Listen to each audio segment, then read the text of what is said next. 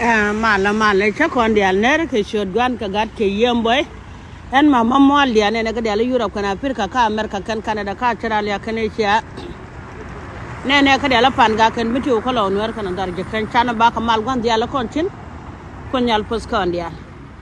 ala ma chỉ đến mà đây cái này để lấy vui cho lấy bum là cả or riêng bum cái chả để ngon là sao cái chuột gan đó lại đây mà thấy cái gì này wo con wo ran mới đến mình giết ba liền ngon khang ngoan lại ya giết ngon đó nó này mới được chín khơi yếm wo nào chỉ giết chiangอะไรบ้าwo chiang ngon anh chiang đun mình chả quen có con đi cái gì à đạp gạt rồi nó có biến tiêu rồi nó pan gạt rồi nó lâu nữa rồi nó đòi cái khăn rồi chiang cái đi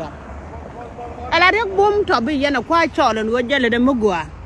mấy chỗ thuộc pan bây giờ này mua gua anh cho thêm nó gạt đấy ya cái đúng lại do cái lối cái gió khi gạt đấy ya cái pel pan cô chơi này thì cái gì anh đấy chào họ kiên pe cô cái đó cái nó kiên họ giọt cái đấy được bìm đeo qua là nó kiên gà để đi thì này cái bà cái nhông nó còn lùi giang ở bên giang còn nè again cô mình này cô mà qua mấy chơi cái cô mà nằm này cái chơi giang ở cô là mấy thùng này cái nó còn đi cái khả năng cái biết cái gà kiên nó bà cái bên nó cái nó đấy kia mà đã ra nó quăng mà quay quan nó mà chơi gà đấy ya cái giờ đây là mấy chơi gà đấy ya